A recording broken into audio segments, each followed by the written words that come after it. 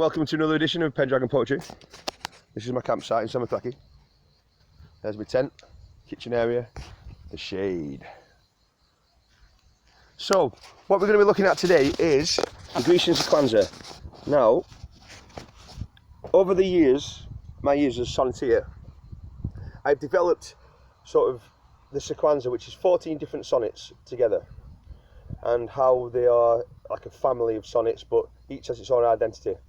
So I've established what for me is my most comfortable Sequanza. So one is going to be a haiku sonnet, another is Tamil, another is in 3 metre, 3 verse, another will be the English Shakespearean, another will be in Alexandrines, another will be in 14ers, another will be in Sanskrit, which is beyond 14ers.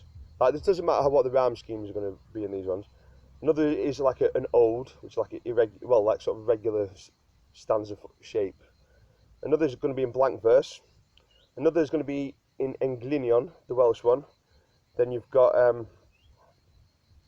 Petrarchian, Sicilian, and I can't remember exactly which ones they're going to be, but they're all going to be there. Anyway, so without further ado, I'm going to read the first 5 I've written. This first one I wrote 9 years ago, actually, which found its way neatly into the family. It's called Below Olympus. Zeusean eagles hovered o'er the folds where I collected firewood, meanwhile immersed in Poesy's pristine reverie of lofty pitch and classical alludes, the constitutions of a younger vow lay fully realised. Olympus rose o'er tree-green gorge where chaunted to the gods, pulses initial to the final form.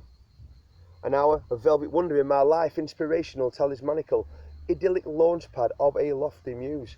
For from the heavings of society, I cook wild stew in Castalian mead, flavoured by mountain herbs and cared for naught. So, the next one, that is a blank verse. Over Thessaloniki. This is English, the English one, the Shakespearean one. There is a heat they call the burn of Greece, beginning in July, by autumn screams. Out in the day we English pray for peace in shady spots as lava spurts and steams. In the labyrinth of Thessaloniki, street cats handsomely treated as they prowl from door to friendly door in on sneaky hunts for meaty morsels, fresh fare and foul. Adventuring against the midday sun, sauntering slowly to the genty coil, hat soaked in sweat, what Buona Vista one, Salonika, beneath all heat and toil. And over all this white the sea and sky ascends to blend with heaven, my oh my. This one's called Venus Summerthraki. It was written after a very early morning walk, and I saw Venus reflected in the waves. I've never seen anything quite like it. It's absolutely amazing. So this is the haiku one. And it ends with a renku, which is like 7/7. Actually, a haiku, we've got 4 haiku and a renku to make the 14 lines. Cerebral sunset, gazing upon evening star. She loves me tonight. Venus kisses earth, Samothrakian shoreline, 4 in the morning. Venus beaming bliss, voluptuous woman light, reflected in waves. Venus melts away within a rainbow sunset, ripening in pink. We'll always have this island, she vibrated through the waves. Mosquitoes. Sidonian beauties. Well, I found myself in paradise a few miles shy of Sarte. I'd headed there solely because it rhymes with wild love. Start that again. Sidonian beauties. I found myself in paradise a few miles shy of Sarte.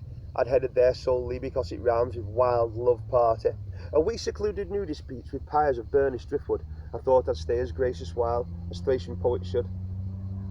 Across the soft Singitic Gulf Mount Athos rose redeeming, all souls who gaze upon its shark immortally up dreaming. There monkish men swam out to heaven 7 times a day, libating skin salt to exalted Thetis in the spray. So I gazed on Aphrodite, and I swooned before Athena, and then I saw Cassandra. I'll die happy 'cause I seen her. The infinite projections of her body sent me blushing into a catacomb of lust, libido wolves and rushing. Deep in a rock shade softening, I drank my surf-cool wine, watching Cassandra frolicking, voluptuous, divine. I think he used voluptuous twice in that one. Anyway, it's all early days. The invention of the lyre. This one's in Sanskrit meter, so big wieldy lines. And it was written about a place not far from here, like the waterfalls. I am a Celtic bard turned druid on the island where adolescent Orpheus followed two wise cabiroi on long walks over rocks through woods to waterfalls. The first fall shaped like Egyptian shortbow or Nile canoe flit standingly. The second resoared in a fabulous canyon and portioned into 4 stunning quarters. These parts, said dwarfish Eurymedon, transfer flowing waters pool to pool. Let's do that again.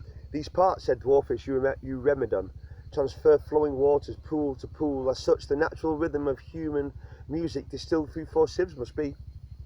Penetrate, said Alcon, the ever-living sounds of nature's ageless realm. Then transfer them to a wooden shaft bewebbed by varying strings of goat wire. The tuning came to Taliesin via Hyksos and Herulian savants, in whose own turn traditional taught me its secrets as I was dreaming. That night I dreamt on the Cadaedrus, when half winds in the early morning disturbed my sleep, compelling arms to raise up my guitar to the chorus of morning birds, to tweak the pegs, a note here, half a note there, just a smidge of a twist on that string. With a soft strum chord I stunned the forest to stillness. So it's the invention of the lyre. I think that's the last one. Yeah. So there you go. 5 sonnets down, 9 to go. I'll be writing them as I continue my journey. And yeah, see you next time. Bye.